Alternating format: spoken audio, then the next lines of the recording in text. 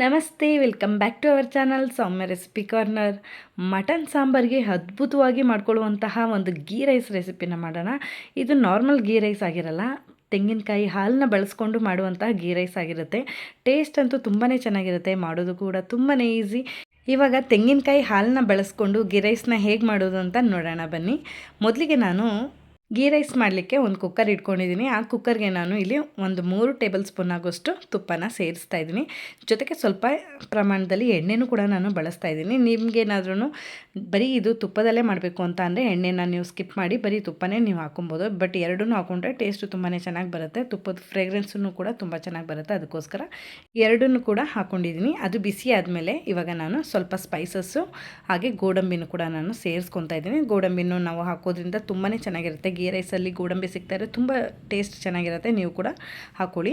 ಇವಾಗ ಇದನ್ನು ನಾವು ಕ್ಲೀನಾಗಿ ಫ್ರೈ ಮಾಡ್ಕೊಬೇಕಾಗತ್ತೆ. ಸ್ವಲ್ಪ ಇದು ನಮಗೆ ಕಲರ್ ಚೇಂಜ್ ಆಗಬೇಕು, ಅಲ್ಲಿ ತನಕ ನಾವು 1-2 ನಿಮಿಷ ಇದನ್ನು ಫ್ರೈ ಮಾಡಿಕೊಂಡ್ರೆ ಸಾಕಾಗುತ್ತೆ. ಇದಿಲ್ಲ, ಇವಾಗ ಫ್ರೈ ಆದಮೇಲೆ ನಾನು ಇದಕ್ಕೆ ಹಸಿಮೆಣ್ಸಿನ್ಕಾಯಿನ ಸೇರಿಸ್ತಾ ಇದ್ದೀನಿ. ಜೊತೆಗೆ ಕರಿಬೇವು, ನಾನಿಲ್ಲಿ ಒಂದು 4-5 ಹಸಿಮೆಣ್ಸಿನ್ಕಾಯಿನ ಉದ್ದುದ್ದಕ್ಕೆ ಕಟ್ ಮಾಡಿ ಸೇರಿಸ್ತಾ ಇರುವಂತಹದ್ದು. ಅದಾದಮೇಲೆ ನಾನು 2 ಈರುಳ್ಳಿನ ಉದ್ದುದ್ದಕ್ಕೆ ಕಟ್ ಮಾಡ್ಕೊಂಡು ಸೇರಿಸ್ತಾ ಇದ್ದೀನಿ. ಇದನ್ನು ನಾವು ಸೇರಿಸ್ಕೊಂಡು ಚೆನ್ನಾಗಿ ಫ್ರೈ ಮಾಡ್ಕೊಳ್ಳೋಣ.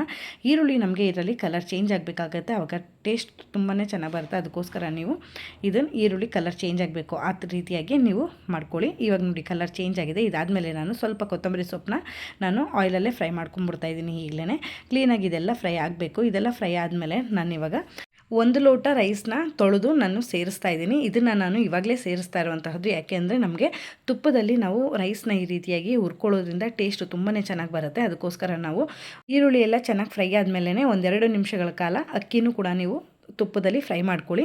ಇವಾಗ ಫ್ರೈ ಆಗಿದ್ದರೆ ಇಷ್ಟಾದರೆ ಸಾಕಾಗುತ್ತೆ. ಇವಾಗ ನಾನು 1 ಲೋಟ, ನಾನು ಯಾವ ಲೋಟದಲ್ಲಿ ಅಕ್ಕಿ ತೊಗೊಂಡಿದ್ದೀನಿ ಅದರಲ್ಲಿ 1 ಲೋಟ ಆಗೋಷ್ಟು ತೆಂಗಿನಕಾಯಿನ ರುಬ್ಬಿಕೊಂಡು, ನಾನು ತೆಂಗಿನಕಾಯಿಯಿಂದ ಹಾಲನ್ನ ತೊಗೊಂಡು ನಾನು 1 ಲೋಟ ಆಗೋಷ್ಟು ಹಾಲನ್ನ ನಾನು ಯೂಸ್ ಮಾಡ್ತಾ ಇರುವಂತಹದ್ದು. ಇವಾಗ ನೀವು ನೋಡ್ತಾ ಇರ್ಬೋದು, 1 ಲೋಟ ನಾನು ಅಕ್ಕಿ ಹಾಕಿರೋದಕ್ಕೆ 1 ಲೋಟ ನಾನು ತೆಂಗಿನಕಾಯಿ ಹಾಲನ್ನ ಯೂಸ್ ಮಾಡ್ತಾ ಇದ್ದೀನಿ. ಹಾಗೆ 1 ಲೋಟ ನೀರನ್ನ ನಾನು ಯೂಸ್ ಮಾಡ್ತಾ ಇದ್ದೀನಿ. ಇವಾಗ ನಾವು ಅಕ್ಕಿನ ಇದ್ರ ಜೊತೆಗೆ ಮಿಕ್ಸ್ ಮಾಡ್ಕೊಂಡು 1-2 ನಿಮಿಷ ಹೀಗೆ ಫ್ರೈ ಮಾಡ್ಕೊಳ್ಳೋದ್ರಿಂದ ಗೀ ರೈಸು ತುಂಬಾ ಚೆನ್ನಾಗಿ ಬರುತ್ತೆ. 1-2 ನಿಮಿಷ ನೀವು ತೆಂಗಿನಕಾಯಿ ಹಾಲು ಜೊತೆಗೆ ರೈಸ್ನ ನೀವು 1-2 ನಿಮಿಷ ಬಿಡಬೇಕಾಗತ್ತೆ. ಅದಾದಮೇಲೆ ನಾನು ಇನ್ನೊಂದು ಲೋಟ ನೀರನ್ನ ಸೇರಿಸ್ಕೊಂಡು ರುಚಿಗೆ ತಕ್ಕಷ್ಟು ಉಪ್ಪನ್ನು ಕೂಡ ನಾನು ಆ್ಯಡ್ ಮಾಡಿಕೊಂಡು ಇವಾಗ ಚೆನ್ನಾಗಿ ಇದನ್ನು 1-2 ನಿಮಿಷ ಈ ರೀತಿಯಾಗಿ ಮಿಕ್ಸ್ ಮಾಡ್ಕೊಳ್ಳೋಣ. ಮಿಕ್ಸ್ ಮಾಡ್ಕೊಂಡಿದ್ದಾದಮೇಲೆ ನೀವು ಕುದಿ ಬಂದಮೇಲೆ ಬೇಕಾದ್ರೆ ಕುಕ್ಕರ್ ಲಿಡ್ ಕ್ಲೋಸ್ ಮಾಡ್ಬೋದು. ಇಲ್ಲಾಂದರೆ ಟೈಮ್ ಇಲ್ಲ ಅಂದರೆ ನೀವು ಹಾಗೇನೂ ಬೇಕಾದ್ರೆ ಕುಕ್ಕರ್ ಲಿಡ್ನ ಕ್ಲೋಸ್ ಮಾಡಿಕೊಂಡು 2 ವಿಷಲ್ ಬರ್ಸಿದ್ರೆ ನಮಗೆ ಅದ್ಭುತವಾದಂತಹ ತೆಂಗಿನಕಾಯಿ ಹಾಲಿನಿಂದ ಮಾಡುವಂತಹ ಗೀ ರೈಸು ರೆಡಿಯಾಗಿರುತ್ತೆ.